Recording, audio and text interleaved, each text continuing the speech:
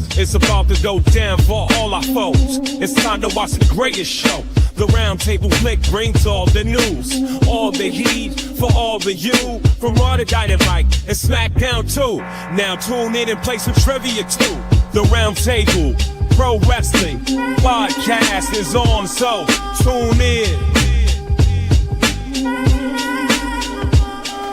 The Roundtable Pro Wrestling Podcast is on, so tune in.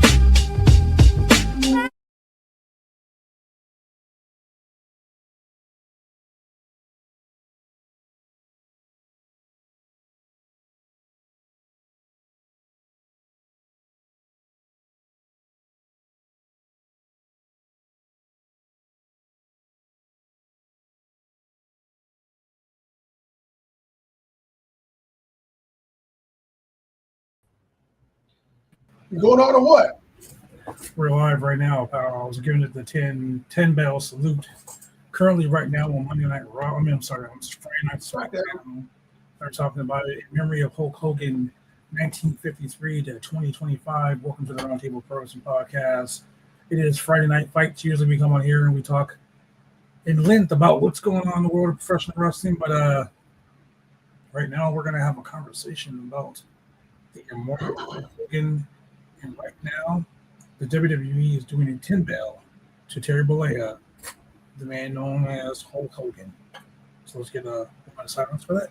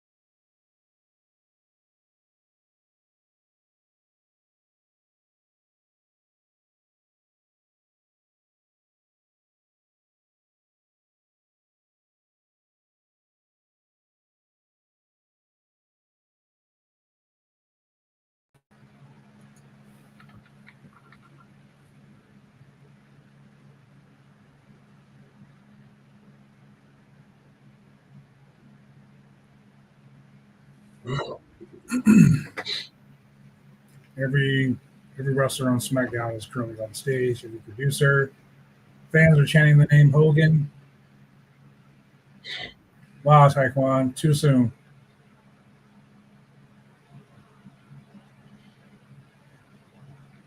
It's a Hulk Hogan American-made video being played right now. So this is one of his earliest. I mean, that was like fresh on Saturday mornings when he was coming out to win the belt off the sheet. People forget Hogan got his start back in the AWA days, starting off as Sterling Bowler. That's when Ed Leslie was his sidekick as Dizzy Hogan. Dizzy Hogan, yeah. I mean, he and Jimmy Hart have really been together for a long time. They were together for a long time. You know, it's crazy, man. They just show working right now, Hogan on top of a steel cage. WrestleMania 2. Hogan versus Bundy, the cage. Yeah. That was the first wrestling match I've ever went to live. My dad took me to the Los Angeles Sports Arena, and I was hooked. Like, that was it, man. I was like, let's go. I want to do this. You got to like really like think about it. But Triple H is doing a very good montage of Hogan as a kid. I don't want to talk about. I wanted to come over here because see, there's been a little discourse. I'm not going to say a little. There's been a lot of discourse online, and it's ridiculous. Here's my thing, Shane Husky. So, okay, go ahead. Shane Husky is on our podcast, and Shane has a lot of strong opinions. A lot of strong opinions about Hulk Hogan. Now, I understand. Like, I'm gonna go out and say, I'm gonna go on a limb and say this: Hulk Hogan is the reason why a lot of a lot of us watch wrestling. He's the reason why a lot of us became wrestling fans. He's the reason why a lot of us, became professional wrestlers. He's the reason why a lot of us are watching WWE, AEW, TNA Impact, Ring of Honor. He's the reason why a lot of independent wrestlers have a career right now. Because Hulk Hogan revolutionized the world of professional wrestling, Hogan, was on like Joan Rivers, Arsenio Hall. He made it mainstream. Yeah, he made wrestling mainstream. Wrestling isn't like a backyard fucking, or not backyard. I should say like a circus sideshow like it used to be. Now, I will say this: Hulk Hogan is an icon. The guy did everything. The guy created. Hogan and Vince McMahon created a multi-billion-dollar industry Machine, and he became the face of a multi-billion-dollar industry.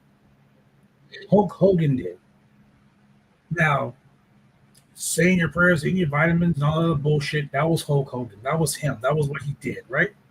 Now, everyone has a persona and then a real person. So Hulk Hogan, I can truly say, I've been wrestling 31 years, and I owe my career to people like Hulk Hogan because I wouldn't have a career if it wasn't for that guy and Roddy Piper and the Iron Sheik, all those guys, But in real life, Terry Bollea was a piece of shit. We can say Terry Bollea was a piece of shit. Terry Bollea was an admitted racist. He was this person. He was a horrible human being. But he was also a character, and that character is what we're talking about. That character is what we see on TV. That character is what we all grew up watching as kids. That character is who had cartoons, who was on the cover of a Wheaties box. That character was the person who did this. You think, like John Cena. John Cena's is like the all-American good guy. Everyone loves John Cena. You think in real life John Cena's that fucking nice? Chris Benoit, the wrestler, amazing. Chris Benoit, the wrestler, one of the best wrestlers to ever do it. Chris Benoit, the human being, piece of shit. Okay? Call it like it is. Chris Benoit, the human being, piece of shit. But we're not talking about that. We're talking about the person inside, the person that was on TV. We're talking about the character, Hulk Hogan. That's what we're here to talk about today. So, the hate train that people talk about, I hated him because of this and that. No, you hated Terry Bollea, the person who portrayed Hulk Hogan. Now, what I will tell you is that the reason why people cannot separate the two is because there came a point where Hogan would not separate the two. Because he was so corny in business, mm-hmm. the businessman of Terry Bollea, who was so corny, wanted to ride the Hulk Hogan Red and Yellow Hulkamania thing to the very end. And when the two get so deeply ingrained, where you're willing to hitch your wagon to the Donald Trump train, for example, when you're out here hitching your wagon to, I'm going to make a beer, I'm going to make, I'm going to do this. And and unfortunately, this is a guy who very clearly, back to WrestleMania, you had Mr. T, and he was always hanging out with Dennis Rodman. And so for him to come out and say racist things about who his daughter should and should not marry and all the other words that he said, the reason why it's so hurtful is because being from that era where I grew up on Hulkamania and I was watching Hulk Hogan versus Bundy, Hogan versus Andre, Hogan versus, tag team with Mr. T. This is like when I'm at a very young age, as a very young professional wrestling fan, this is somebody who, as you got to become an adult, you realize they weren't everyone who they portrayed themselves to be. And when you portray yourself as all-American and the face and center of professional wrestling, and then you sprinkle a little bit of racism in there, it's very disappointing as a fan because it makes you think like, damn, when he was saying, say your prayers and eat your vitamins and train, was he saying, except for you black kids, I don't care? Yeah. And that's what, that was the hurt. That was the betrayal that a lot of us felt. Now, that does not, um, dilute his contribution to the industry, because as a juggernaut who Vince McMahon rode that train, Eric Bischoff rode that train. He went to TNA for a bit. Like, Hulk Hogan name had a lot of, I should say the brand had a lot of credit to it. And so it's true. He was Thunder Lips in the Rocky movie. And that was like the big exposure. He did that video with Dolly Parton. He was on Saturday Night Live with Mr. T. There was a point in time where Hulk Hogan was everywhere. Yep. And Vince was riding that train because he was getting mainstream eyes on professional wrestling. And then you had Saturday Night's Main Event, where this was the first time you had such a large audience that had access to wrestling at night. Like, wrestling hadn't been on TV like that since like the 50s or 60s. And this was Saturday Night Main Event was as carny as it got. Like, it was your big stage for being, for kayfabe and for showcasing characters and all that. And so the bigger and bigger this grew, I mean, it is what has allowed WWE to be in the position that it's in right now. Like Hulk Hogan and WWE, the two brands went hand in hand, for the good and for the bad of it. Mm-hmm. As we all know now, anybody who wrestled in WWE for 5 minutes, if they die or commit a crime, the media says, ex-WWE wrestler, da-da-da-da-da. So he brought up a lot of attention to the brand. He put a lot of asses in seats. He did a lot of promotion. He got the WWE brand elevated. More people started watching wrestling. And, and I got to say this, there's a lot of people who, from watching WWE, found out, oh, there's a New Japan. Oh, there's WCW. Oh, there's something else. Let me go watch this. Oh, well, I now like this brand better, or I like to watch all of it, or whatever. And if you grew up, in Southern California or in Texas, or Mexico, and you were getting AAA and you were getting the luchador stuff, that was like another brand you got exposed to. So all that to say, the brand of Hulk Hogan did a lot to help get the wrestling business in a position for a lot more exposure than it ever did before that. And I'll say that simply because in our modern televised era, so this is even like, pre-cable, like this is, just when cable was starting off. This is still when you had to go rent your box to get the pay-per-view, stuff like that. Yep. And he kept himself in professional wrestling in front of the audiences in all these various media, so that even when the Hulk Hogan went away from WWE, he left behind people, and he left behind a product that people still watched. And that is why it was such a big deal when he joined the NWO, because he finally did that heel turn everybody been waiting for. And so that was his second act, his second big act. And it made Eric Bischoff and WCW a ton of money, and eventually, he came back to WWE. He and Vince have their own relationship, whatever.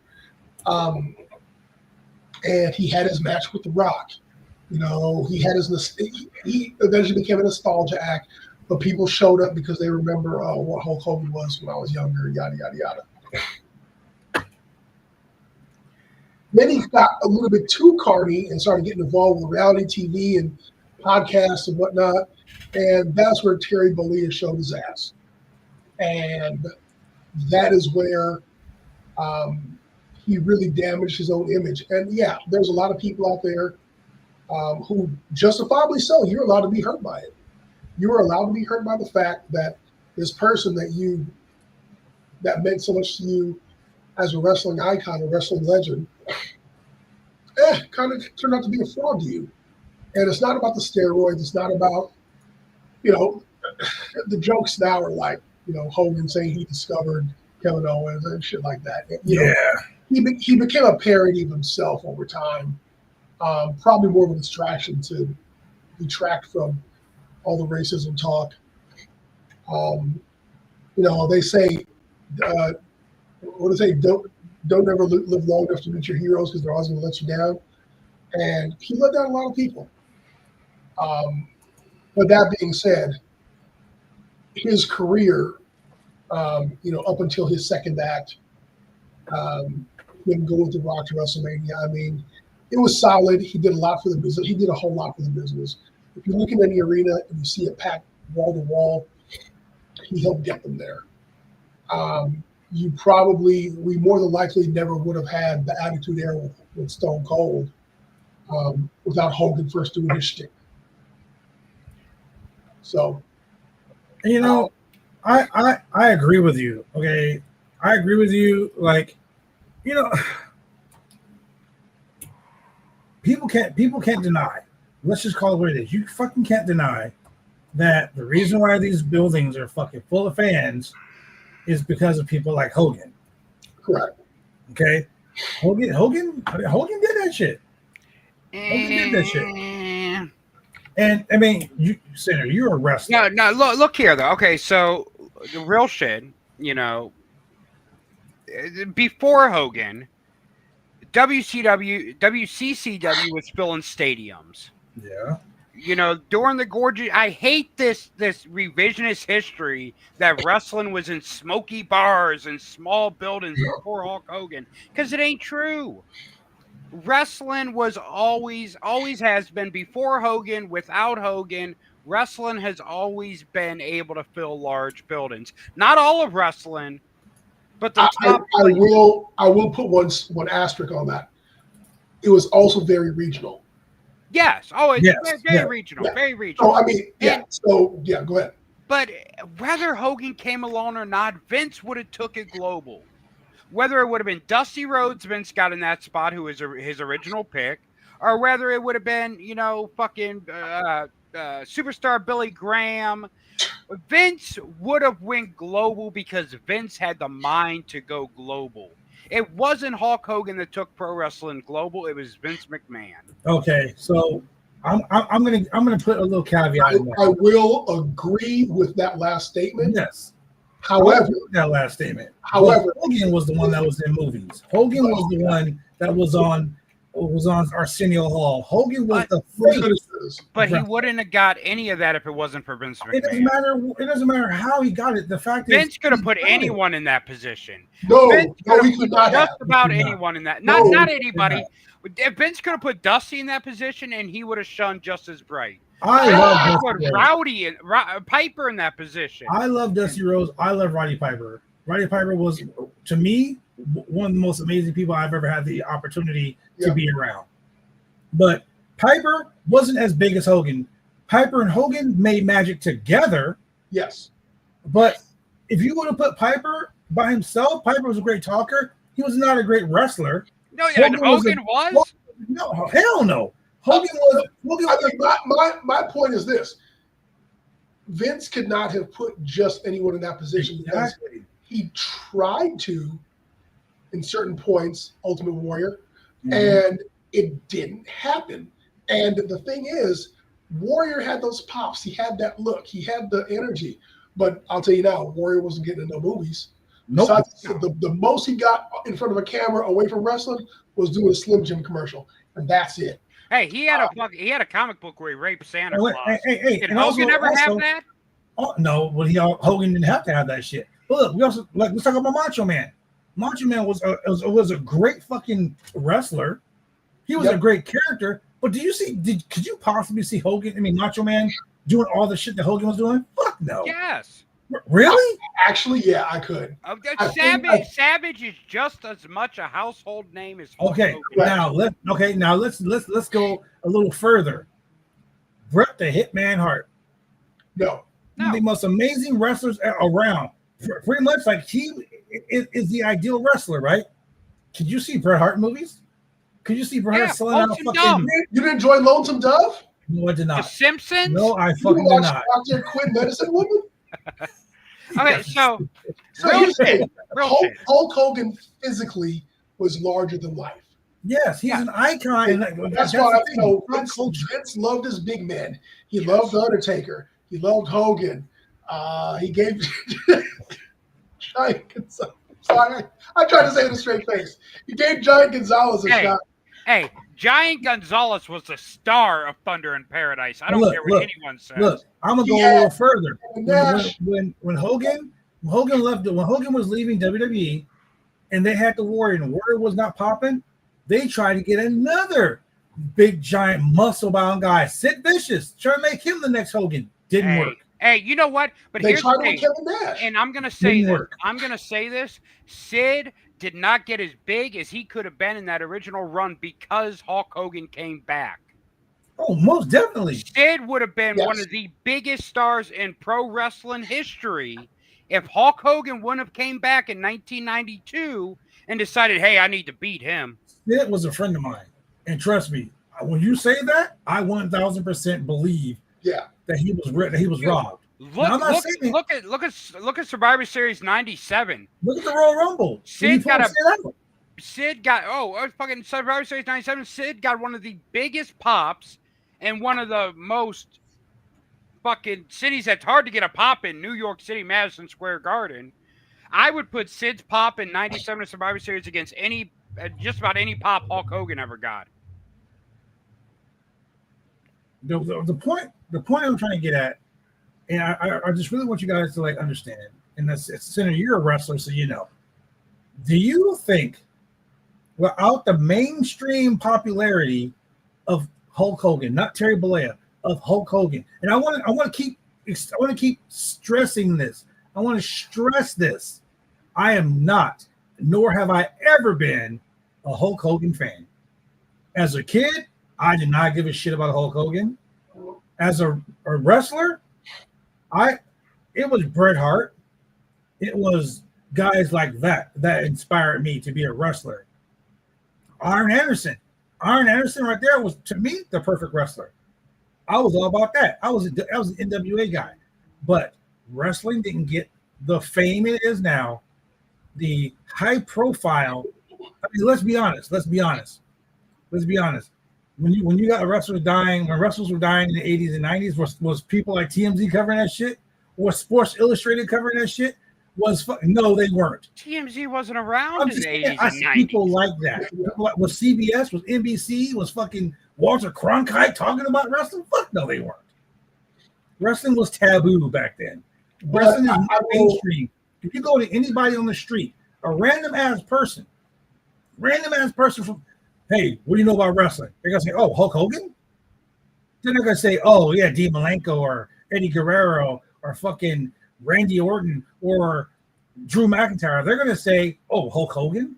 It's even like you say that you watch wrestling, there's an age group that will say, oh, you mean that WWE shit, or they'll say that WWF shit. Right. Yep. So I will say this. So, Senator, you and I think we discussed this one time before. Hogan, the ultimate opportunist, yes, would insert himself into storylines, into the business. Like if it was hot, he'd come in, try to ride that, and if shit started going downhill, he'd be out. Right. There was a statement made about Hogan. And Sean Ross Sapp said it, that Hogan was one of those guys that Hogan will come and he protected his friends. Hogan would make sure he protected his friends. But when Hogan was like, yo, Sinner, you're going over tonight, brother, but I want my fucking win back. Like he was that guy. Like, I mean, Hogan was all business. He waited 8 years to get his. He waited 8 years to make and made sure he got his win back over Warrior. Yeah, exactly. He brought Warren to fucking to WCW just for that. Yes. So, Yep. like I said, we're talking about Hulk Hogan, the wrestler, being being one of the biggest names in wrestling. Now, Terry Bollea. Now, I keep going back to this because I want people to understand that there are people like Sunday Sinner is a wrestler, but you're a real persona. You're a real person. Besides that, you're not the same person you are as a wrestler. You know, people don't get that. Well, But here's the thing. That part, yeah. Here's the I thing. think that he's so carny Yes. that as soon as you saw Kim Kardashian getting over with the public by releasing a sex tape, he was like, hey, what if I just release some tidbits about me up to bad shit? It'll make me more relevant today. And it didn't. Yeah. Like, nobody wants to see their grandpa's penis on a sex tape. Mm-hmm. Here's the thing, and everyone always says you got to separate the character from the man. You don't always have to do that. Regardless, fucking who's the one fucking actor that was in House of Cards? Kevin Spacey. Great fucking actor, but you know what? I don't want to watch any of his movies because he's not a anymore shitty because you're human a being. shitty person. Yes, And it's the same thing with Hulk Hogan. Now look, Hulk Hogan is everything I love and hate about this business. Are you telling me you don't want to watch a Hulk Hogan movie because he's a shitty person? I don't want to watch a Hulk Hogan anything, maybe a sex tape, because he's a shitty person. But no, here's the thing, and here's the thing, and real shit.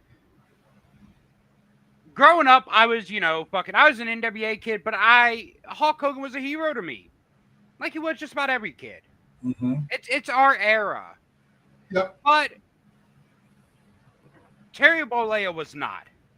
And once I realized Terry Bollea is no hero, Hulk Hogan is no longer a hero to me. Exactly. And I can't separate the character from the man when the man is as flawed as Hulk Hogan was.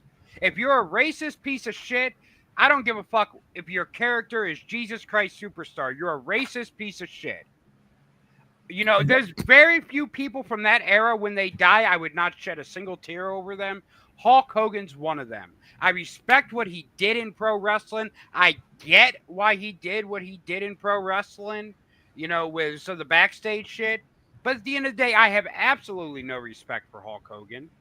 I respect, he was part of the two biggest boom periods in wrestling history. But the man Hulk Hogan, the man Terry Bollea, they're the same thing to me. I don't respect it at all. And with the people that choose to honor his legacy, I get it. I don't think you're wrong. But I also stand with the people that don't. The talent that feel like they don't need to say anything nice about Hulk Hogan because he wasn't a nice person. And the people, especially, a lot of the talent I work with have voiced, their feelings about Hogan passing away. And a lot of it wasn't nice. And I get that. I hear you. I understand you. And I stand with you completely on that. Because as great as a character as Hulk Hogan was, and as much as he did for pro wrestling, at the end of the day, he was a shitty person. And that's just how I feel about it. It's, I'm going to read something that I wrote yesterday. And the reason why I wrote it was because of that. It says here, what can I say about Hulk Hogan? In the 80s, he became a household name. In the 90s, he changed the way people watch wrestling. He was the biggest wrestling name in history.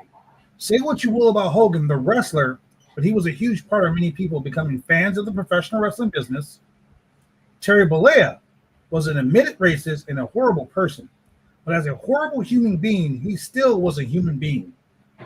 May he rest in peace. I pray his family can find real peace knowing that he's at rest. I will never shit talk someone when they're dying, when they're dead. You know what? That right there, for me, that will make me a fucking hypocrite. That will make me a horrible person myself. Here's what I say. Hold on. Chris Benoit, great wrestler, great fucking wrestler. Shitty ass person, horrible human being. But I will never be like, oh yeah, he fucking I'm glad he's dead because blah blah blah. Dude, that's not that's fucked up. That's just showing what type of person you are as a human being. Like Hogan was a piece of shit. That doesn't mean you have to be. Chris Benoit was a piece of shit. That doesn't mean you have to be. But when you put yourself in that situation where you're saying these things, you're literally putting yourself above them and you're making yourself just like them. And that's fucking horrible. I personally will never in my entire fucking rest of my life ever say that I was a Hulk Hogan fan and I appreciate everything that Terry Bollea has ever done for me as a human being. As a professional wrestler, I appreciate what he's done for the business. Okay, so I'm going to say this. Adolf Hitler was an amazing painter. Painted some of the most beautiful paintings there are. Did he? But guess what? He was a piece of shit. And when he fucking died, God fucking riddance to him. I'm not a horrible person for saying I'm glad Hitler died. Because he made great art. No, and that's your opinion. But what has Hitler ever done that was positive for your life? What has Hitler ever done that's positive for your life? Not a fucking thing, right? And neither is Terry Bollea. You're a professional wrestler. Wrestling exists on this plane as big as it is because of people like him. Ric Flair, same way. You think Ric Flair's a good person? Ric Flair's a piece of shit too. But Ric Flair's a legend, and he's done for a lot for his business. Teddy Long got some Ric Flair stories. Yeah, I know Here's some the Ric Flair thing. stories. Hello. We can honor the impact, the impact he had without ignoring the harm, and that's my whole. Oh no, I would never ignore the harm. If you feel like you have no sympathy for Hulk Hogan dying, if you're happy Hulk Hogan died, I don't see anything wrong with that. I don't think you're a bad person for that, because at the end of the day, you know what? Especially if it's someone that is a person of color. You know what? Not even so much of that. And this is what I wanted to kind of get into. There's a lot of people out there who want to ignore the racism, and this just goes, in life period. Part of the dynamic of oppression is you are able to, and a lot of times willing to, ignore it if A, it doesn't affect you, and B, there is no power dynamic that you could ever experience in those situations. I know I personally have experienced bigotry, racism, whatever you want to call it. I know most people of color that I know have experienced it in some way, shape, or form. And if you're like, oh, well, he said a couple bad things. Nah, bro, that goes. There are some things that I would never say out loud or to another person just because of how harmful and how hateful that it would be, and there's no taking it back. Oh, yeah. So, like, as I said before, being a little Hulkamaniac as a kid, watching the leg drop and wagging the finger and all that stuff, and him getting so hyped about his matches and so forth, in my younger days, this was a betrayal. Mm-hmm. And you're thinking, in my mind, and like what a lot of people believe or think, is that, oh man, so that time when Hogan was high-fiving kids walking down the aisle, when he high-fived my hand, did he say, oh, fuck, that nigga touched me? and that is how people, that's the betrayal portion of it. Mm-hmm. That's what's in the back of your mind. Like when people say, oh, tell me how you really feel. Yeah, that's how he really felt. Yep. And considering, and we have proof, considering he was friends with Mr. T, and he had these I have black friends kind of thing, and he wanted to be so cool and part of the culture, and wear the drip and be on TV, and he wanted to have that cross appeal. That further cements how willing somebody is to, I'm not going to say appropriate, but take your dollar, take your rating, but wouldn't let you in their house to take a shower if your ass is on fire. And here's the thing, and I'll say this: Hogan made it perfectly clear on his own. His prerequisite for being okay with black people is that they're rich. And I Yes. will say So, this. I will the say this. Black friends he had that had a bunch of money. That's what Hogan was very clear. Hey, if you're a rich black guy, you're okay. And I'll say this. And a lot of people are like, we're over here talking about, the shit he said. When Hogan dropped all those N-bombs and got busted, and WWE took his Hall of Fame ring from him, Yep. and then when they allowed him back in, when he came to apologize, I will say this. He didn't fucking apologize. No, What he said was, don't get caught. be careful where the cameras are, brother. Yeah. Right? He admitted that he was a racist. I will never forgive the fact that he was a racist. Fuck no. If he didn't say that shit to me, I'd have Booker T'd his ass. Like, we'd have got into a fight. Like, it would have been legit, But what I'm saying is, I can differentiate people from. It's kind of like this. The mama asked me one day. No, I'm going to put you this way. Ultimate hater. You said Kevin Sullivan was a woman beater, and people still respected him. I've known Kevin Sullivan for 15 years. He was one of my mentors. I was in the Dungeon of Doom with that man.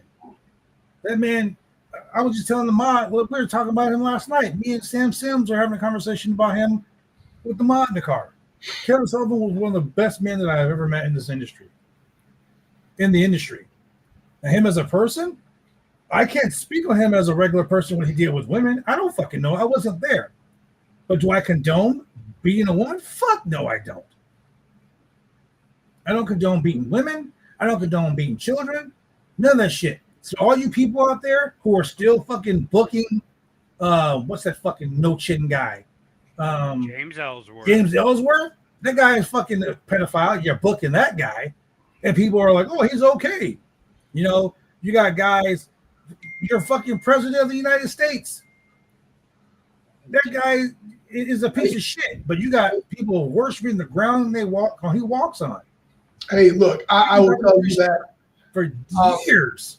There is a reason why Donald Trump was president, and that he was also WWE on point.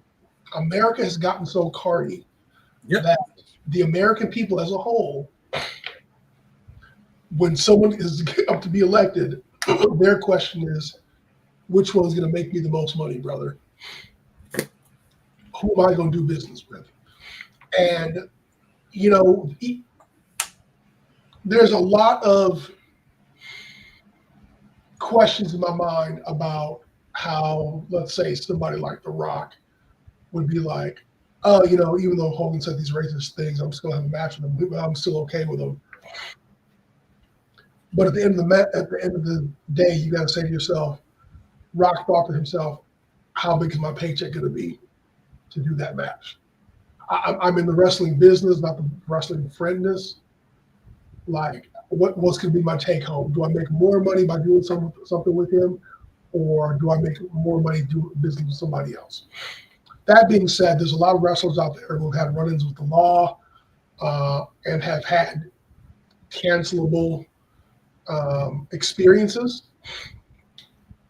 And some of them are smart, and they kind of ride low on the radar about it. I will say this about Stone Cold Steve Austin. He has done a good job of staying just slow enough on the radar, retuned his life, and gotten away from the spousal abuse charges that he experienced. But the problem that we had with Hogan was, like, he said there's a lot of things that each and every one of us say in our minds every day that we would never say out loud. At least I wouldn't. Even if you think it for a split second, that you wouldn't say out loud, not because of the repercussions, but because you're like, do I really want to hurt somebody that bad? Like, do I really want to let that monkey out the cage that I can't put back in? Wrong choice of words to use when talking about Hogan, Julian. And Hogan did it, like straight up. It wasn't a hot mic. It wasn't a hidden camera. No. I mean, it was a hidden camera, but Well, it was a hidden camera, but he straight up expressed, yeah, I don't want my daughter dating any of these N-words, and the only ones that she can date are ones who got money. And it's like, God damn. here's what I think about it. When you talk about Stone Cold, even Lex Luger, and what happened between Luger, but the difference between Luger, Stone Cold, guys like that, and Hogan is Luger and Stone Cold grew from the situations they were in. Yes. Hogan did not. Hogan dug his heels into his racism. He told people just don't get caught. And then he went and he campaigned for one of the biggest fucking racist pieces of shit on this planet. Yep. So that's the difference between some of these other guys that have made mistakes. You know, we all make mistakes. The problem is how you react to those mistakes and how you grow from them. Yep. Hogan never fucking grew from his mistakes because he didn't see them as mistakes. Let's talk about before we go any further. Let's talk about. I do want to point out one more thing. We're talking about the difference between Hulk Hogan and Terry Bollea. There is one difference that I will acknowledge between Hulk Hogan and Terry Bollea. Hulk Hogan has a 10-inch dick. Terry Bollea doesn't, and I will acknowledge that difference between the two. All right, let's talk about this real quick. Dwayne "The Rock" Johnson said this on Twitter. I like how you knew where I was going, Julie. Yeah, I fucking knew you were going there. I was wondering when that train was going to leave the station. Dwayne "The Rock" Johnson said this on Twitter. He goes, "Rest in peace, Terry Bollea, a.k.a. the immortal Hulk Hogan. To millions of little kids, you were a childhood hero, myself included. In 1984, I gave you your Hulkster headband back in the locker room at Madison Square Garden. I was the lucky kid that caught it when you threw in the crowd. You were wrestling Mr. Wonderful Paul Orndorff that night and in the main event. You were shocked and so happy after the match because you told me that was your very last headband, and if it weren't for me, you'd have no way of getting that exact one made again. You promised me that you would get more made and give me the Hulkster headband, one of my own, as a gift. So I said thank you. A month later in Madison Square Garden, you did just that. You kept your word with a handshake and a thanks, kid, and that meant the world to me, a little 12-year-old me. Just 17 years later, and still a kid at the age of 29 years old, I'm standing in the middle of the ring facing you, one of my wrestling heroes in the main event of WrestleMania. That match was to decide who was going to go down in history as the greatest of all time. When you kicked out of the rock bottom finisher, just listen to the feel, and the crowd goes electric. Goes electric for you. I never felt anything like that in my entire wrestling career. It takes two to tango, but that historic crowd reaction was all for you. You may have passed the torch to me that night, but you, my friend, you drew the house, meaning you sold out every arena and every stadium across the country in your prime as Hulk Hogan, on your way to becoming the greatest of all time. From deep in my bones, and on behalf of the wild and crazy world of professional wrestling, I'd like to say, you now and forever. Thank you for the house, brother. Thank you for the house. So what that says to me is this. The Rock is all about business when he made that post. He brought something from his childhood back. He let the fans know that Hulk Hogan did all of these things. That Hulk Hogan drew the house. The Hulk Hogan was the reason for this happening, this and that, the other thing. That's what we're talking about. That's all I've been trying to get across to like everyone that's been like talking about him as a person. Yeah, fuck Terry Bollea as a person. Terry Bollea, like Chris Benoit, horrible piece of shit as a person. Chris Benoit, the wrestler, Hulk Hogan, the wrestler, they made this wrestling business better for guys like Sinner and I, and for all the guys that work on these independent shows, because now more eyes are on wrestling. Wrestling is now a worldwide fucking conglomerate. Billions and billions and billions of dollars are made through wrestling, and now people can live a life. Live a life as a wrestler, make money as a wrestler. Guys like Ric Flair, guys like Jerry Lawler, guys like all of these guys, they did it on a regional scale. Like Ric Flair was pretty much like, let's just call it what it is. Ric Flair was a mid-Atlantic guy. Ric Flair was a mid-Atlantic guy who got lucky to be showcased on the Georgia TV station. Yep. And the Von Erichs. The Von Erichs were big in Texas, because they were selling out stadiums in Texas. Correct. But if you brought Kevin Von Erich to fucking Portland or Kevin Von Erich to Los Angeles, they'd be like, who the fuck is this fucking guy? See, I don't agree with that because Ric Flair was selling out as NWA champion no matter what territory he went to. The territories were, but look at the territories. Memphis, territories like Minnesota, territories like fucking Atlanta, Georgia, Florida. Regardless, the houses would go up when Ric Flair came to town no matter what territory it was. To say he was only a Mid-Atlantic guy is bullshit. No, I said he started as a Mid-Atlantic guy. He did, but he was global no matter where he went. Even when he went to Japan, when he went to Puerto Rico, it sold out within the wrestling community. Yes, that's the big thing. If Ric Flair did a Burger King commercial in Chicago in let's say 1985, people been like, who's this guy going woo woo whoppers, woo woo? Like that, and it's not because of, so there's two things. Number one, wrestling was so regional back at the time that, and the prime example of this is how somebody can have a death match in one city, travel up 3 states, and have another death match. And the only way you know this motherfucker wasn't dead was because of the dirt sheets that came out. I mean, that's how people, they were able to do their loops. That's how they were able to have the same match with the same guy night after night after night after night after night, and nobody was the wiser because you didn't have wrestling as exposed to the public as it was at that time through mass media. Now, fast forward 2020, you got Ric Flair doing music videos. He's part of the culture. Ric Flair drip. Those WCW tapes, made it into social media, and Ric Flair became cool again. Mm-hmm. So outside of the wrestling world, and people are like, "Oh man, yeah, I remember Ric Flair when I was a kid down in insert territory here. Oh, I remember this match, remember that match." For those of us who watched WCW Saturday Night, but not everybody has WCW Saturday Night. Mm-hmm. I know for sure when Ric Flair came over to WWE with naked pictures of Elizabeth pissing off the Macho Man. At that time, I knew who he was because I'd seen him on WCW, but I never would have been like, oh man, that's the dude who did that Broadway with Ricky the Dragon Steamboat. Mm-hmm. I didn't know much about him, but he grew on me through seeing him in WWE. And it's just that because Vince, and you're right, Senator, Vince fought globally. He bet hard on WrestleMania. If WrestleMania 1 had failed, he'd have been done. Shit anymore. We wouldn't even be talking about the shit. But he bet big and he cashed in, and Vince showed that he knew how to put asses in seats. So we are where we are right now. He just happened to have some larger than life characters to do it with.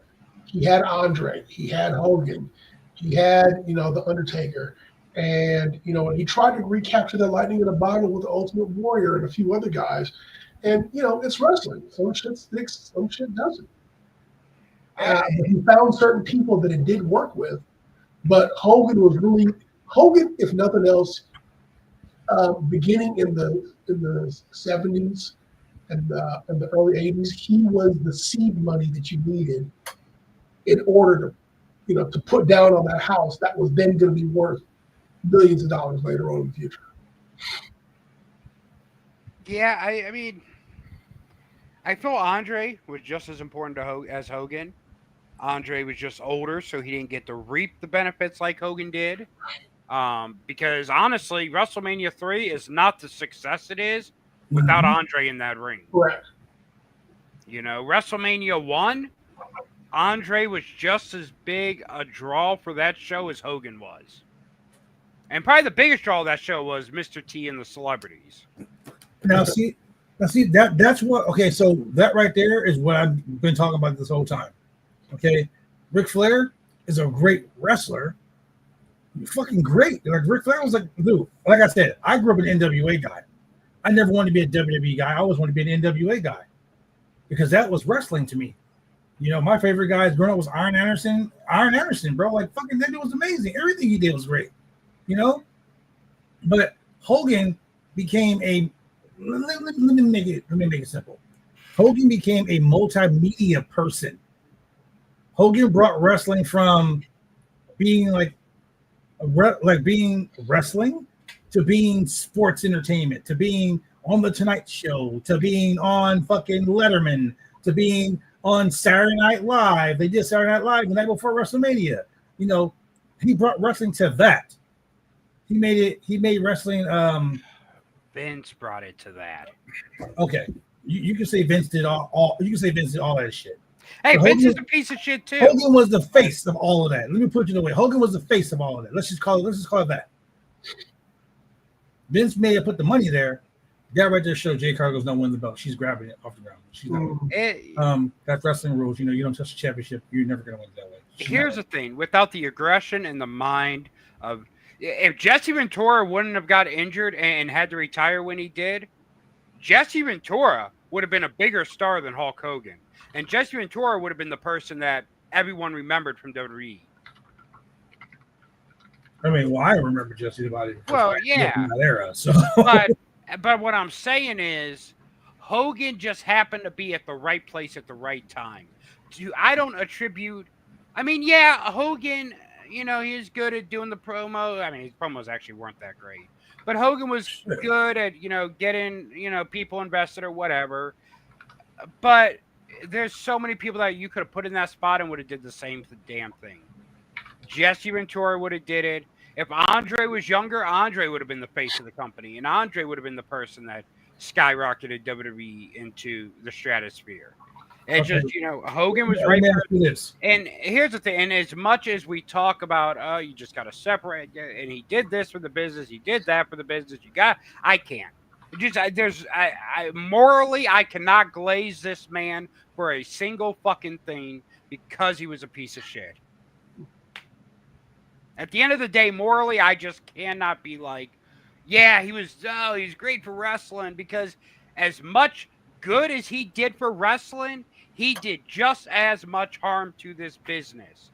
With his creative control, with the bullshit bad publicity he brought to pro wrestling, with fucking when wrestling has evolved past the carny bullshit that was the Hogan era, he would be right back on TV in some kind of fucking scandal to remind people of just how fucking redneck and low class people always thought wrestling was. And Hogan, every time wrestling would crawl out of that pit and start to look like a respectable form of entertainment, he'd show up again. He would show the fuck up, and we've had conversations about that. And he would drop the fucking amount of respect that wrestling had to a low.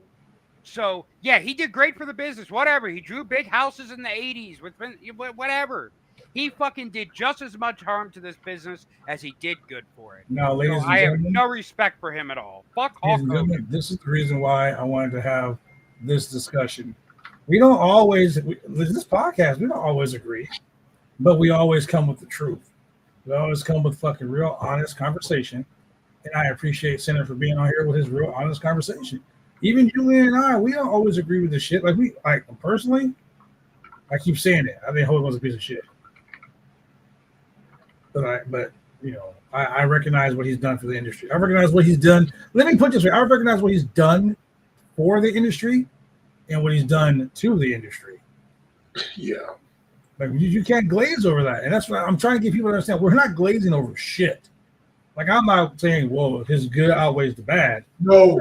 not the least am I saying that. So, you know, Senator brings up a funny point where, you know, we're talking about just how ingrained Carney is. Mm-hmm. But Terry Bollea and Hulk Hogan were both business persons. And if you didn't have the bag of cash waiting, I mean, he ain't showing up. He's not showing up for anybody on a handshake. You know, and when things were hot, he wanted to insert himself. And then when things would cool off, well, you know, it was almost like blaming on Biden. After I left, things cooled down. Nah, they was cooling down while he was there, bro. You were just one. Bro, I will tell you, he was a. You talk about being a businessman, bro. Let's look at this fucking thing from May 29th of 1998. This was a thing sent to Hogan from WCW, a letter of agreement. It says, "Dear Terry, this letter will confirm the principal terms and condition of the contract. World Championship Wrestling, Inc., WCW, and Terry Bollea, PKA, Hulk Hogan, Bollea, to enter into this new agreement to renew and extend your contract to October 15, 1996. This letter of agreement with parties, blah, blah, blah. In this term, Hulk Hogan was to receive, in consideration for Bolea's performance, he would receive $3 million. Well, it was $2 million for the contract renewal. He would receive a $2 million to be paid within 14 days of him signing this contract. Pay-per-views, he would be required to wrestle on 6 pay-per-views a year for the first year, 3 pay-per-views the second year. Boella will be the featured wrestler at each of these events, meaning he will be in the main event at each one of these events. In consideration, he will get 15% of 100% of the domestic pay-per-view cable sales received by WCW each event, $675,000 guaranteed per pay-per-view event.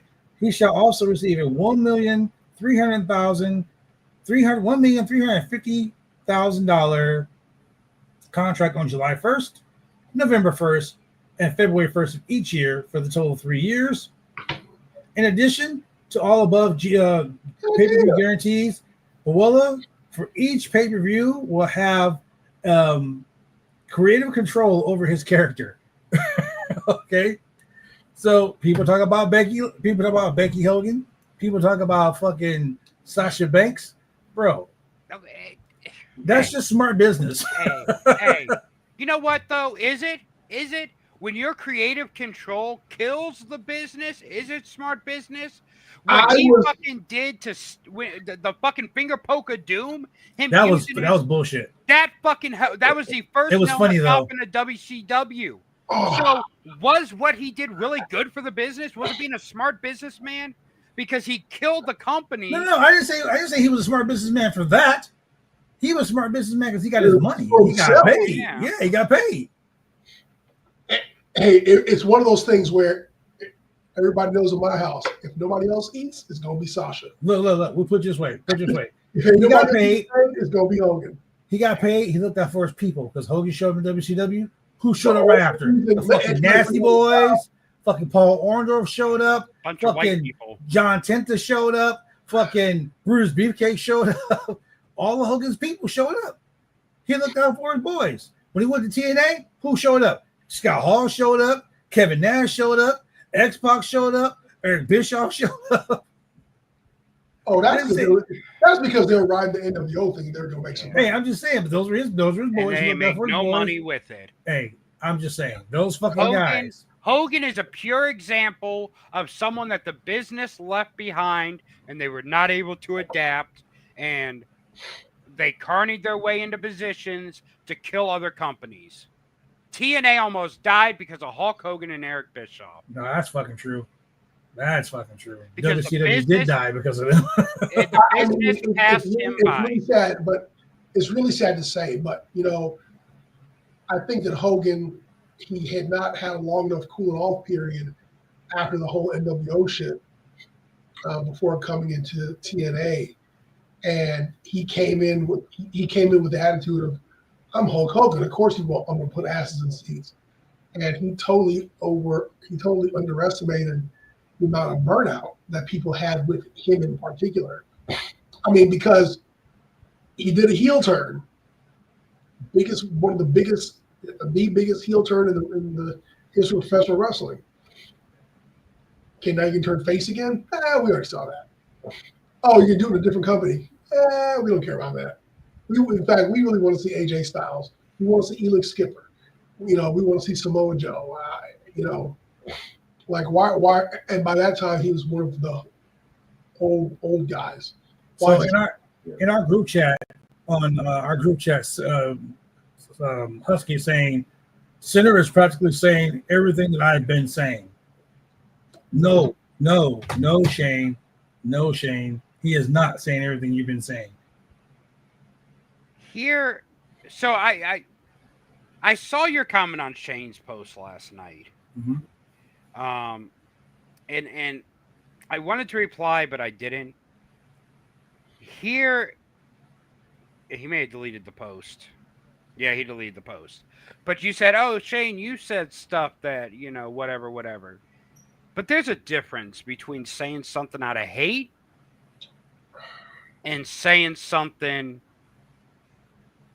in a playful way or whatever. No, I get where you're going with that. And that post wasn't meant to degrade anything he was saying. What I was trying to get him to view was Shane Husky versus Husky Funhouse on this podcast are two different people. And I can't look at Shane that says the wild and crazy outlandish shit on the podcast as Shane, the person that I personally know. Like, you say a lot of shit. But I say that shit out the podcast too. Yeah, but I'm just saying some of the shit that you say is crazy as fuck. But Yeah. you're not that person. Like, in real life, you're not that person. Oh, I definitely am. Bull fucking shit. You get 757 feet away from me and tell me if I'm not that person. Oh my God. There are certain aspects of his life that I will never take the time out to verify. What he's really about. Hey, if Connie Chung comes knocking on your door asking questions about me, do not answer. Yeah, I'm definitely gonna be like, I don't even know that dude. I will proudly to say that I know Sinner in public. Wow. So not the motherfucker dude to catch a predator is coming knock on your door. Please don't say. Hey, me and Chris Hansen go way back. We had coffee in that teenager's living room. Chris Hansen? He's been calling your house a lot. Like, hey, I know I what you're doing over there. I like booty. I like boy butt. Wow. So I mean, I think the one thing that we kind of skipped over here. I need to go that, get water. I'll be back while Julian's. I mean, everybody just. I mean, no matter how you feel.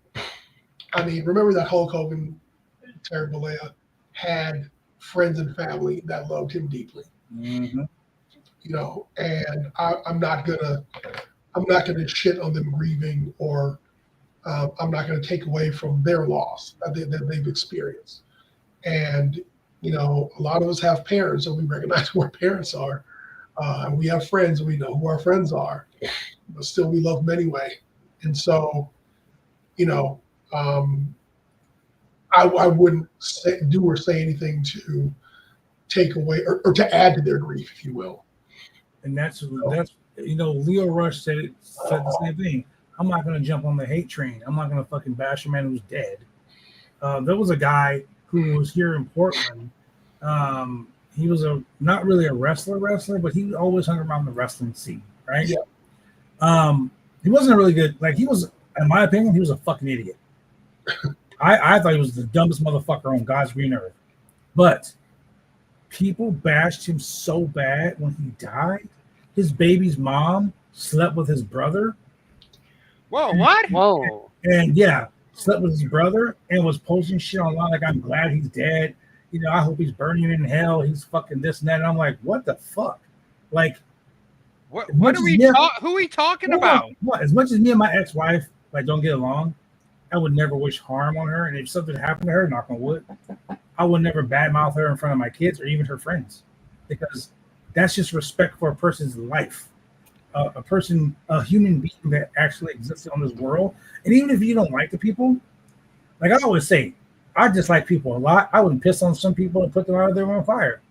But if they die, would I feel bad? Iron Sheik. I had a long-running fucking hatred for Kazro Basari. But when he died, I was like, yo, bro, I can't throw dirt on that man. That man's dead. Yeah. That's fucked up. Here's how I feel about that. Being born doesn't earn you respect. Oh, definitely, 100%. What you do in life, what you do in the world, if you making the world a better place then how you came into it, that gets you respect. Hulk Hogan, I feel, has not earned respect. I mean, if you want to give Hulk Hogan respect, that's on you.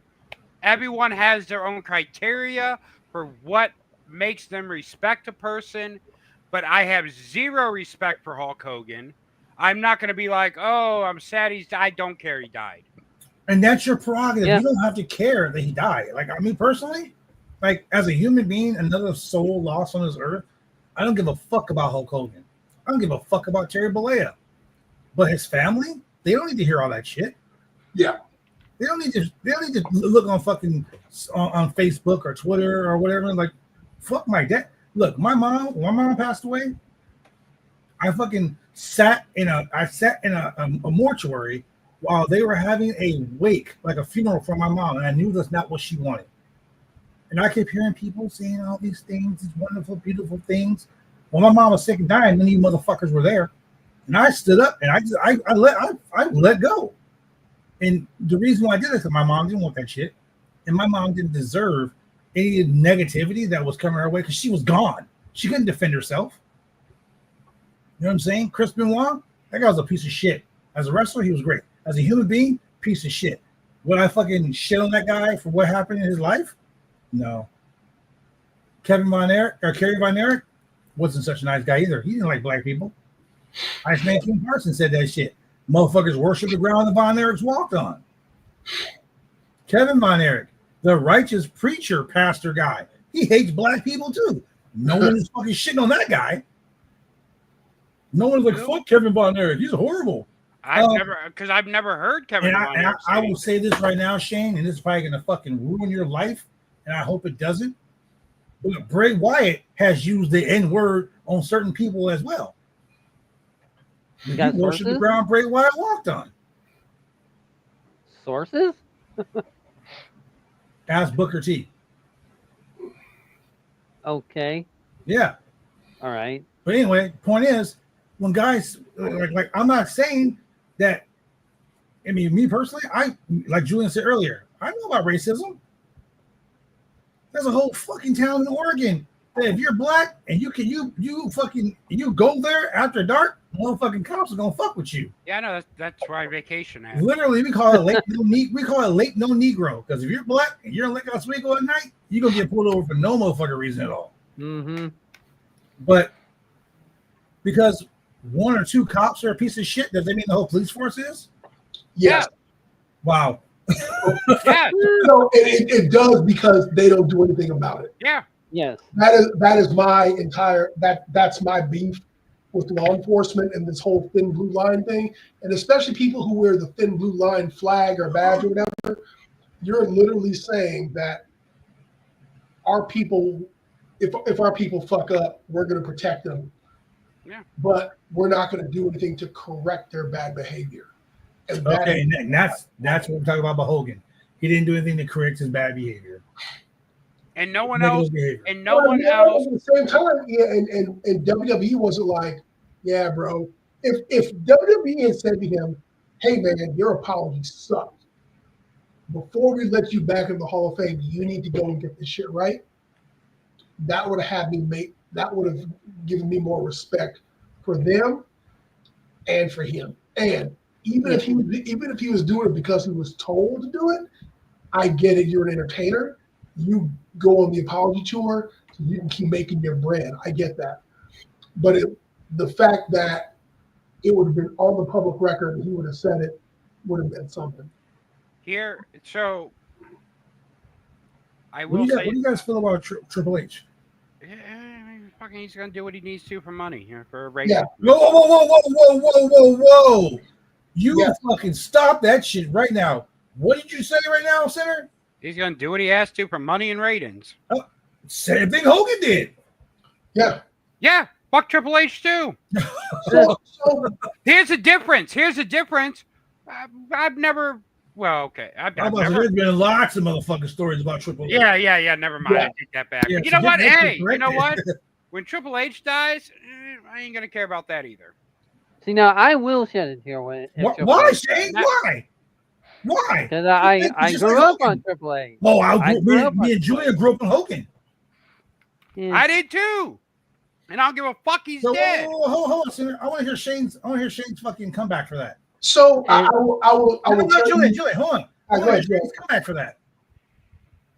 As you guys said, it's my opinion and my opinion alone.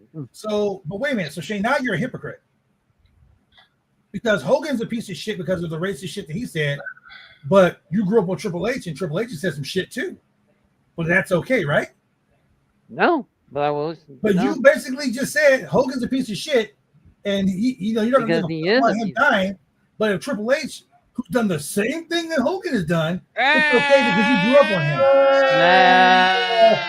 I wouldn't say the There same is thing, hundreds Hogan. of stories about Triple H backstage dropping M-bombs and saying, I have never heard Triple H being accused of saying the N-word. Triple Yeah, H same here. said, "I sure am glad I never heard about Stephanie getting any black dick from the The wrestler. only thing that her, that I I heard believe Triple she had some N-word dick up in her, or something like that."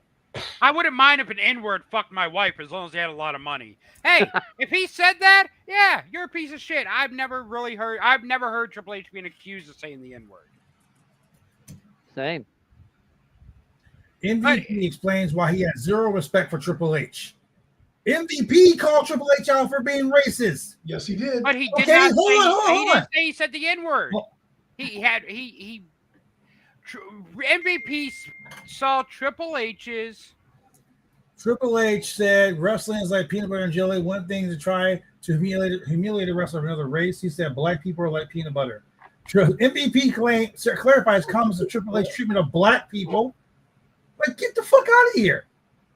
Triple H makes racist gestures. Oh, yeah. MVP says no to hurt business because of people like Triple H. Triple H is a racist. It's Reddit, Instagram, YouTube, News fucking Week. So Yep. here's the difference. Yahoo, Yahoo Sports. Okay, but here's the difference. MVP. Booker T. Hold up, Triple H hold says up, some hold racist up. shit to him too. Hold up. Here's the difference. And I'm not defending Triple H because I do think Triple H is a racist piece of shit. And I think WWE would be better off without him. But here's the thing. There is a difference between doing something that someone sees as racist. Now, I'm not devaluing what MVP said. No. I'm not doing that. What I'm saying, though, is I could say something and you'd be like, damn, that was kind of racist without that being my intention. Doesn't make me a racist. It just makes me unaware of what I'm saying or unaware of. So you're saying that he made a racially insensitive statement. Okay, you're Yes. right. Now, let me. There's a difference between that and blatantly saying the N-word. Okay. Over and over again. Hold on a second. So let me read a statement from one Booker T, WWE Hall of Famer, Here we go. 2003. Triple H comments towards Booker T during their feud were widely considered racially insensitive. Devon Dilley stated that the segment which received the most significant backlash should have never been broadcast due to the negative impact on young viewers, according to the Times of India. Some viewers highlighted the specific remarks that he said to Booker T, as in this black ass man with this nappy ass hair. Yep. Asking to dance along with Ric Flair, Booker T should be handling people's bags like the nigga he is, or limo driver, as an evidence of racism. I'm sorry, but that was an N-word comment. Hold on. Ahmed Johnson accused of Triple H of racial pirate and accused him of being jealous of racism during his own push, claiming that Triple H said, this bald black ass nigga does not deserve to be at the top. Boom. There's two statements right there. Well, then fuck Triple H. Yeah. Fuck him. But hey, And he got balloons. y'all You're No. racist too. But You're y'all- giving balloons to a racist. Oh, Ahmed Johnson, where are you? Get this motherfucker out of here. Oh, wait. It must. Oh, never mind. Anyway, the point is, racism exists in professional wrestling. Yes. Okay, it has always existed in professional wrestling. It always will. Some of your favorites. Oh my God, I worship the guy that's ground walker. He's so great. They don't like. They're racist too. You'll be amazed at some of your superstars that you guys follow and fucking be like, "Oh, this guy is so great," are racist. It's horrible. So I'm not saying that Hogan is great because once again, Hulk Hogan, piece of shit. I would never stop saying that, but it's commonplace, and I hate to say that it's commonplace. And some people accept it, some people don't. And that's just the way it is. Here's the thing. I think we can all agree on this, every single one of us. Bret Hart is the only clean soul in wrestling. No, Bret Hart tried to kill me one time, but that's fine. He apologized. Okay. I'm okay with that. I mean, Sinner's going to do you that. Know what? He didn't try to kill you because you're black. That's true. Because you're That's true. Yeah, he tried to kill you because you're an asshole, and I respect that. Because I kept hanging up on him. I didn't know it was him. Come on, man. You hold up on Bret Hart. I should kill you for that. 3 times. Hey, so okay then. Well, I mean, Sinner is going to kill you on September 7th. Wow. Got a point. Hey, therefore, that makes Sinner a racist. Some of my people, no, because I'm gonna beat him white before I kill him. Wow. So I'm not good because I'm black. So you're gonna beat me till I'm white. Damn. Wow. Because I don't want to kill a black man. I don't want that on my conscience. Wow. Damn. Blood. I am not racist. I am traveling 34 hours with a young boy in my car. Please stop saying that. I can't have him on the show talking like that. I mean, I'm sorry. That just screamed, but I have a black friend. I'm bringing a young boy across state lines. Stop saying that. On the Lolita Express. Are you bringing Baby Oil with him? I'm going to. We're not having a Diddy match. Where the fuck we ain't. Shane's gonna be my stunt double there. Now, Julian. Oh, fuck. Yes. I mean, yes, sir. Now, I'm bringing this young boy across state lines for blood. Stop saying but that. Don't worry, you're allowed to watch. As long... What is with your insistence on saying young boy and just not? It's a Japanese term. What is the? It's a wrestling term. Yeah, but in Japan, rookies are called young boys. Yes, but they are. It doesn't. It just has that weird connotation. Yes. New Japan should probably change it. If you were going to a New Japan show, I would say, okay, yeah, that's a different story. But okay, sorry. I'm bringing a kid to you across state lines. No. A kid and Baby Oil. All right. Hey, he's 24. That's a kid to me. Oh, okay. Okay. Me too. So I'm already here. I'm only here so I don't get fined. So. Wait, what did I miss in the slacks? I need to check now. Nothing, Shane. It's a joke. Okay. If you don't show up for media, you get fined in sports. Wow, did you see the camera fuck up and look at the ground? The Roundtable Ring Boy scandal. God. So I'm here. So I guess I'll put my 2 cents into this nonsense. Hey, Drew. Go do it, Drew. What's this stuff? Oh, yeah, right.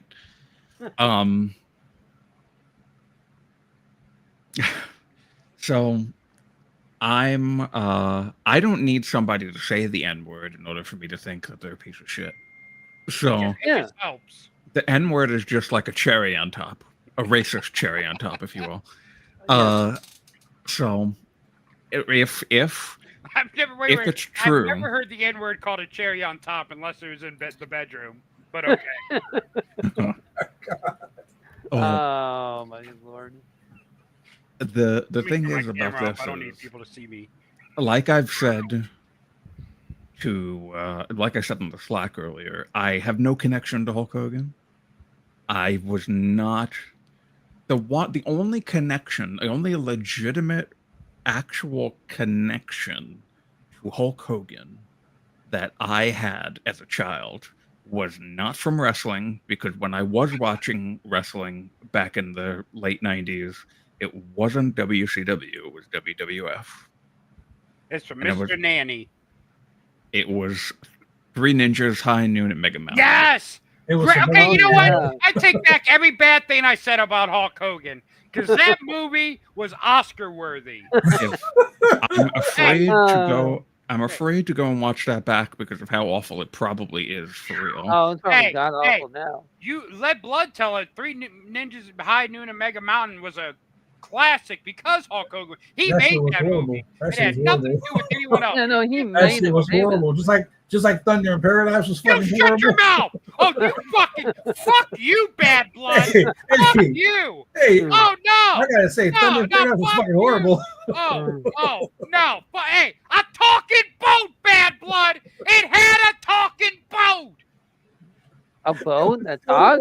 Please don't give yourself an aneurysm. Calm Yeah, down. please don't. We Um, already had that with Julian. Stupidest fucking shows I've ever watched. Between Julian's shitty baby cartoon fucking take, Yes, your I shitty agree. Thunder in Paradise take, I I don't even know what I'm doing here Let me go anymore. further. Hulk Hogan's Rock and Wrestling was fucking stupid too.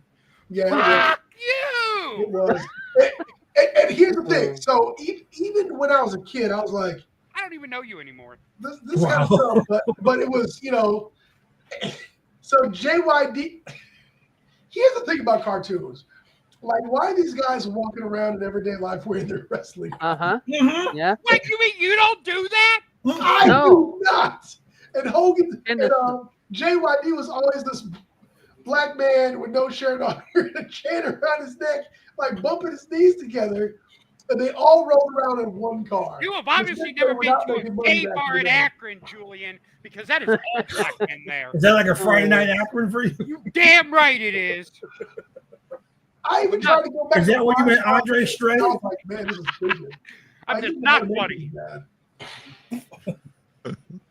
That's where Center met Andre Stray. Hey, and that man walks around in his tights all day long, mostly because he's too lazy to change them. But that's besides the point. Oh my god. So, Look. Go ahead, anyway, Bruce. back to what I was saying. Yeah, that's what th- it was. This got Ah. derailed. I'm not taking part in this conversation until Blood apologizes to Thunder in Paradise. Bullshit. I guess Center's gonna be gone, guys. Well, it is what it is.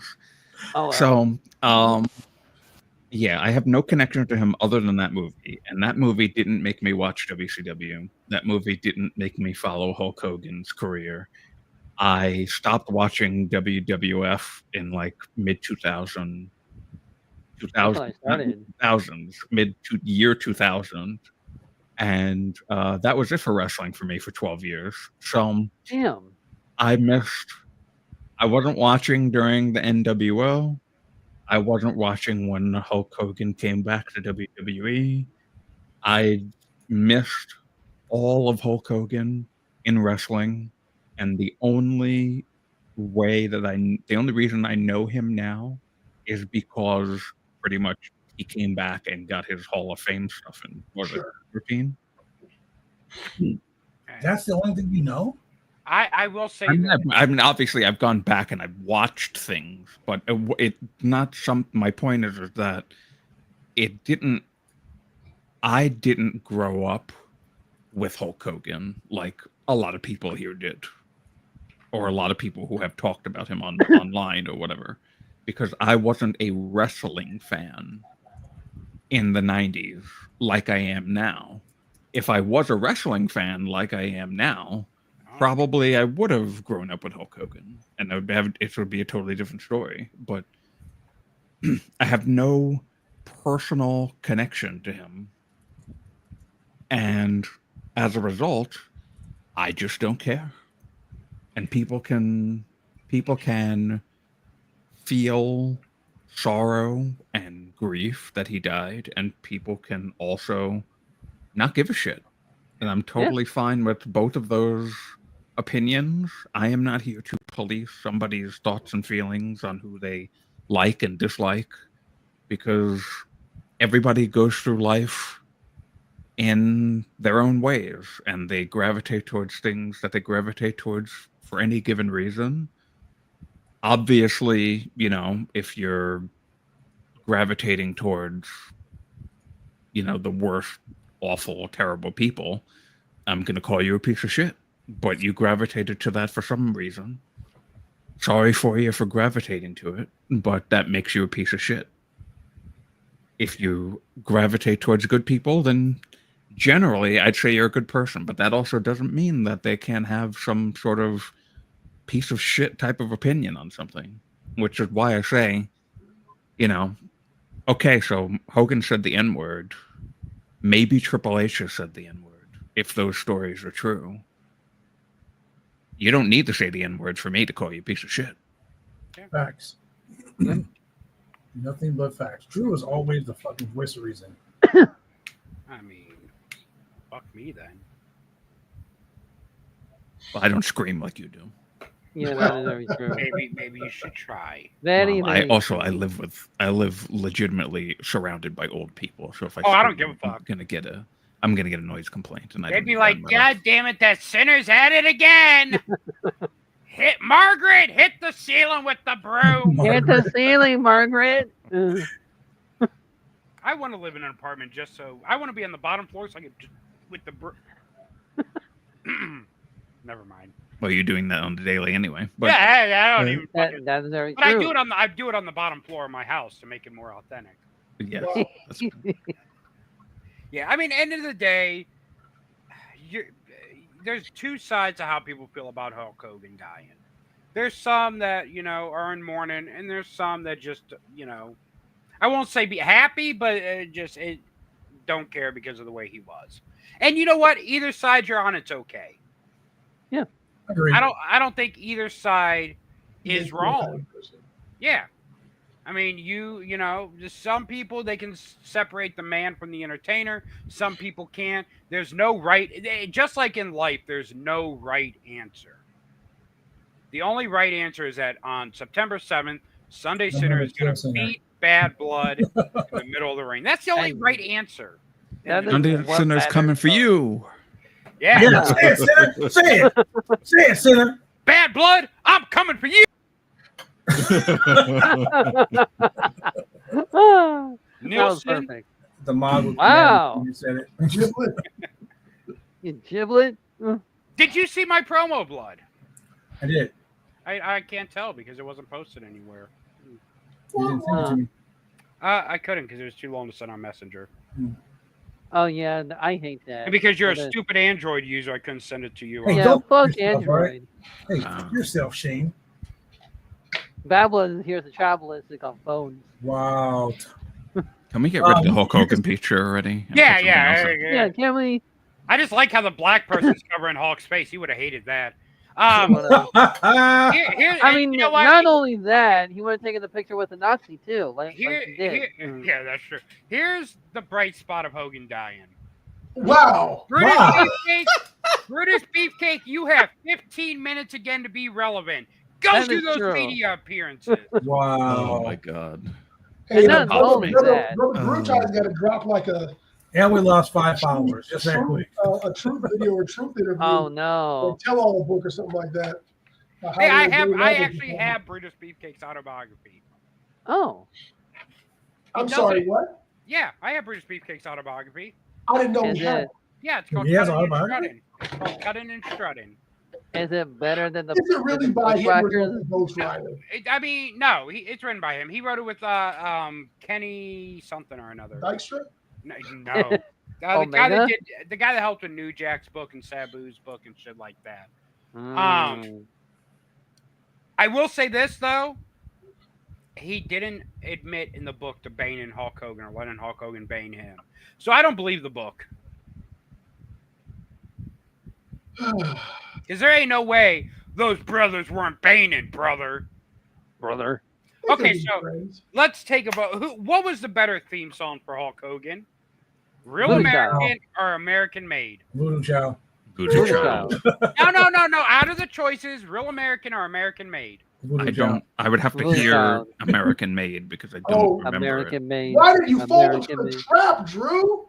Yes, Drew. Well, Drew, Damn. luckily for you, That's why I said Voodoo Chow. it. Well, you can't play music on here. We'll get taken down. Yeah, we're gonna get not for a copyrighted. WWE theme. Yes. WCW. Yes, Well, we actually, will. no, WWE don't own it. WWE does not own this. We're thing. still gonna get copyrighted. It's in Legends of Wrestling. No, you're Yeah, we definitely want to copyright by them motherfuckers. Hey, why does Angela Dawkins how look would like a how we gonna get copyrighted when the company went out of business? It's right up Because there. you Put it can't in the get Slack and I'll copyright. listen to it. Hold on. Why does Angela Dawkins look like a slimmer fucking Keith Lee right now?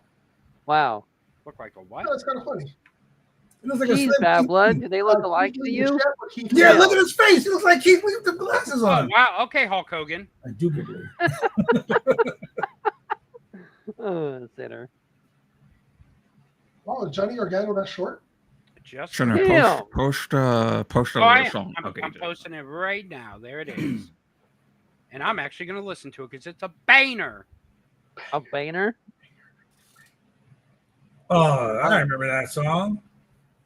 Pepperidge Farm remembers. Yeah, I remember it too, and I thought it was stupid. What? Where was that, Margaret? Okay. That song was made from the lyrical genius that also made American Males, American Males, American males. American Males. Was American males. it the same guy who American did Steiner Line? Steiner Line! No, that was not a Jimmy Hart song. Oh, Man, if of only. course he had they Jimmy up- Hart. Oh, When you wow. see them coming, better run for cover unless you you guys have ready for this one fucking like WWE midnight Unreal show? lovers. Yes. Yes. Okay, so I'm going to be honest. I don't think I've ever heard the song. Really? Really? Do you now feel like a hole has been filled in your life? No. You can't tell I'm marking out to it because you can't hear it. Well, Hey, you know what? And you know where the lyrics for this song were first spoken? in an ice detention center? No. Well, probably. No. King of the Ring, 1993. When Jimmy Hart was doing his promo with Hulk Hogan, he uttered these lines from this song. He was born and raised in the U.S. of A. I don't believe it. That's pretty fucked up. You said that though. It is funny though. I can just Yeah, speak Donald Trump in there. Let's have an actual discussion about this. Okay. About which one? The only reason why Hulk Hogan was actually as popular as he wasn't Is because of his because- wrestling. It wasn't because Thank of his you. talking. It was because at the time, America needed an icon because of all the wars and the bullshit that were going on. Yeah. And wrestling was actually popular at that point. And they ran on that. And they said, you know what? We've got, I mean, come on. I'm a real American made, all of this stuff. You gotta I'm gonna remember disagree when with when Hogan first came out in WWE, his theme song was "Eye of the Tiger," and that was because of the Rocky. Balboa. Really? Yeah, because he was Thunder Lips and he came out. Which he- was an Oh, American yeah. movie because of that was Rocky is the definition of America versus But something hold on. else. Hold on, Julian, before you say something. Hogan, you say Hogan was the real American, blah, blah, blah. If that was the case, and what Sinner said earlier about Vince McMahon can make anybody, if that was the case, Sergeant Slaughter would have been the the face of the WWE during the wartime. I'm glad you said that because Vince wanted Slaughter to be the face, but he told Slaughter he couldn't do the G.I. Joe stuff, and Sergeant Slaughter chose G.I. Joe over WWE. That's why Slaughter was gone and Hogan was put in that spot. You're a Because god, if that was the case, Sergeant Slaughter was fucking doing G.I. Joe. He was like Captain America in fucking 1959. Like he was like the guy, Yeah. So I mean, even when Hogan started off with Sterling Boulder and all that back in the AWA, by the time he got to Vince, I mean, he got the exposure as Thunder Lips in Rocky, but he was a villain. But he was still larger than life, and he had a lot of recognition and a lot of following. And so Vince moved to the Made in the USA shit after they let Hogan steal the Real American theme from from Mike Rotunda and Barry Windham. the USA Express. As from the wrestling album, Yep. which I have in my possession. Real so- American, the theme of Wyndham and Rotunda. And so this is when Hogan was coming out in shirt. There's a very famous picture of him in the shirt that says like American made on it. Yes. And then he started coming out to Real American. And then even when he beat the Iron Sheik. So Bob Backlund technically was your all-American boy from like the Midwest. And when Iron Sheik beat Bob Backlund, it wasn't like, oh, this evil foreigner beating this like Clark Kent, good old American white guy. It was just, Bob Backlund getting beat by the Iron Sheik. But they really built up the whole USA when Hogan beat the Sheik. And this is when, like, I think by this time Reagan may have been in office. And so this was like, Cold War and Iran-Contra, what was Iran-Contra yet, but like Iran and yada, yada, yada. And, they got to the USA All-American stuff. And that's not really how it started. But once the fans started chanting USA, they were like, oh, shit, we're making money off of this. Let's go. In any era, of wrestling, or really just in general, there is always a groundswell and support for America in America. America, fuck yeah. America. It's always America versus someone, and the big hillbilly big American flag on the back of the pickup truck, and American barbecue, and the all apple pie, the army pie. and the fucking everything American. This is why wrestling was the way that it was, I think, before more modern times, is because there's always the USA chants when there's an evil foreign villain in the ring. There's always it's always been America, and that's why somebody like Hulk Hogan was able to be the star that he was. Well, Drew, even think about from the early 80s, even say the mid-70s, through the 80s to the 90s, who your bad guys were in movies. So first they were Russians, then you had Germans, then you had Arab countries, and then you had like homegrown terrorist people. Even in a few movies, you had Asian countries as the bad guys. But like, it went along with the period. So, hey, who do we have Hogan team up? Who do we have him fight? Do we have him fight the Iranians, or do we have him fight the Russians? Fuck it, let's put them both together. We're gonna have him fight the Iron Sheik and Nikolai Volkov. And what he's gonna be super real American here. And even when Demolition turned heel, they started speaking with a Japanese accent. They started talking like this. Oh, Fuji-san, he gave us good instruction. He's like, wait a minute, y'all were speaking English last week. So there was always the famous Pearl Harbor job statement. There's wrestling kind of reflects mainstream culture and mainstream media in that respect. And I think they were really, do you need the All-American dude? Yeah. Do you, down in Mexico, I'm sure they have like the Mr. Mexico or something, somebody's country. It's kind of like Jinder Mahal being like the top baby face in India, or even Great Khali. Great as impossible as this may seem for some of you people out there. Some people. You people.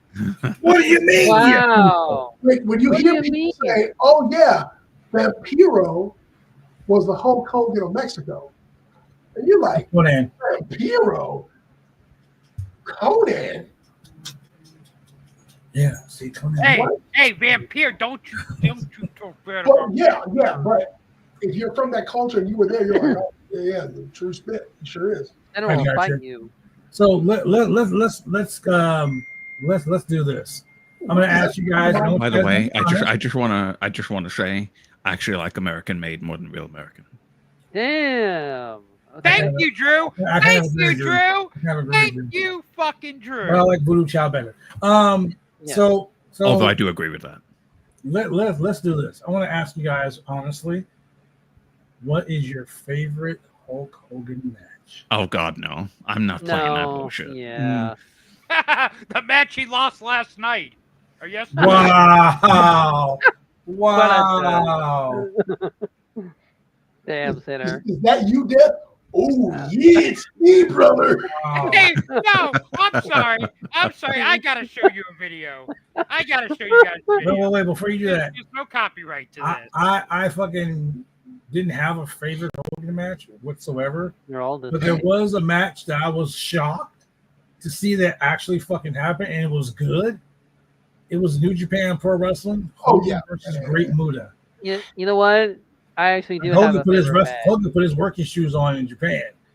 But then Well, he again, didn't want to get embarrassed. That's for sure. in Japan, you got to because you get ran over real quick. Anyway, 1988 Hogan versus Great Muta, New Japan. Shane, you said you have a favorite match? I do, and it was a SummerSlam 2005 of Shawn Michaels versus Hulk Hogan. Must Shawn Michaels was bumping for no reason. Yes. That was great. I can say the best moment for me, if I have to play this, the best moment for me was when Brock Lesnar blew up his birthday party and made him look like a scarecrow. Oh, yes. Or when Randy Orton RKO'd him on the fucking car. I also do have another one, though. It was him versus The Rock at No Way Out. My mind was just blown at that. Well, The Rock says him and Hogan at Mania was the best match he's ever had. The No Way Out one was better, in my opinion. Someone share this. Oh, boy. I'm Oh, scared. shit. I'm afraid to I- share it. I was going to share it. Oh wait, I tried to give it in away. hell right now, and Hulk Hogan just messed up all your plans. So Warrior's gonna come in, clean house. Benoit comes in, puts a crossface on you. All good. That sounds good to me. What's good, niggas? Who's gonna take the pin from the old Hulkster tonight? Oh my god. Oh, bro. I'm sorry, but it's hilarious for me to imagine them planning a wrestling show in hell right now, and Hulk Hogan just messed up all your plans. So Warrior's gonna come in, clean house. Wow, I can't watch it again. That's fucked up. I mean, you're not wrong. Hey, tell me that ain't funny though. That's not fucked. wrong. I'm not even going to comment on it. That's fucked up. If Julian pops, Yeah, then that means it's funny. Senator, please send that to me. One, Of course, he's going to pop for that. it's dark humor, and dark First humor. of all, he just had a thin yellow tape over his lip. I appreciate it, Tony, man. I 100% Hey, that is appreciate it, Tony. dedication to the character. Yes. Damn, I'm glad you guys didn't see Even when I'm that. not here, brother, I'm not going to put you over, dude. that's fucked up. That's fucked up. I'm just glad you guys didn't see who I sent that to. Oh. Wait, who'd you send that to? Don't worry about it. Wait. Did you send it to half? No. Oh, woo, I was about to say, that motherfucker already in trouble. I sent it to, yeah, God, fuck. Hey. No, I sent it to a certain great guy. Certain great guy, huh? A great guy. Very cryptic. Yeah. What the hell? What the hell was that? That was BRB. Be right back for some reason. Ain't he? What is Like what's all and this subscribe, stuff? everybody. That's all new. Yeah. Oh, what the fuck? Like and subscribe. See, right there. Fucking white people. Y'all should do that. Ring that bell. Yeah. Do it now. Now, before I go into your house and break your necks. God damn it! Shane. You can't say things like that. I can? God damn. Shane, you can. We Okay, just thank spent you. the last fucking hour and a half fucking sucking off a guy that said the N Whoa, word. hold on. First off, I was sucking Isn't that no you? one off. Sinner, It was getting pretty glazy in some Yeah. points. I'm going to be honest. So, What's wrong with you guys? with Sinner confirmation, I can't go into people's houses and break their necks. I don't care. You can do it the whole Coke. Oh, wait. Ah, darn it. Oh, damn. Darn it. Move on Missed to your Brian chance. Knobs. Brian Knobs is next. We, between the three of us, we can't have nice things. Oh, we can. We just can. You just can't say them out loud. Now you can. Fuck them. You can't tell me what to do. So Kevin Nash is the last surviving member of the original NWO. Yes. Xbox, oh He yeah. gets all the merch. Xbox is still alive. Ted DiBiase. Yeah, is still alive. Xbox. I said the original NWO. Oh, you mean Hall Nash? Yeah. So here's the thing. Bishop's still alive. So The original, yeah, okay. Well, he didn't Hall- say that he was yet. Hall, Nash, Hogan, Bischoff all own 25% of the NWO name.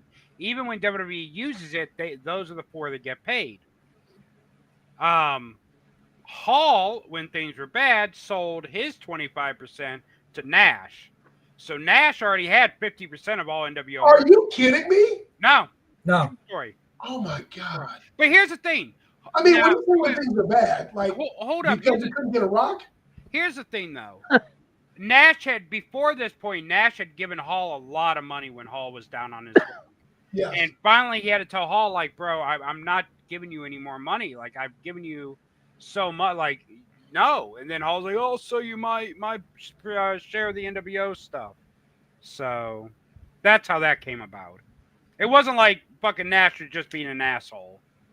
But So now that Hulk is gone, where does his percentage oh, go? I'm sure it goes to his wife and, you know. You see these shirts? I thought he was a Hey, fool. she's lucky. She only had to be married to him for like a year and got all this money now. Yeah, Linda ain't getting shit. Yeah. She fell into a nice little trap. I just She can go hope fuck herself, Tim. I just hope that Hogan Bill made with fucking $100 amends bills. with his daughter. Yeah, And- she never did. Is what I Like, hear.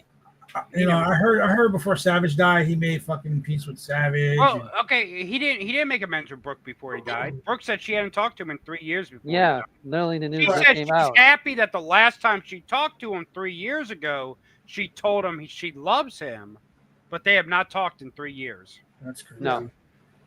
I But you feel know weird what? not talking to my kids for fucking 2 She's the only days. normal one in that household. But you know what? That just shows how shitty of a person Hulk Hogan is. When Yeah. your own daughter won't talk Hates to you. Come on now. Yeah. Hey, you know what? And why didn't Hogan go to his daughter's wedding? Oh, brother, I don't go to weddings or funerals anymore. Well, guess what, Hawk? You have one more funeral to go to now. Wow. Yeah. Wow. The Undertaker streak continues, I guess. Under- Shit, why did I say that?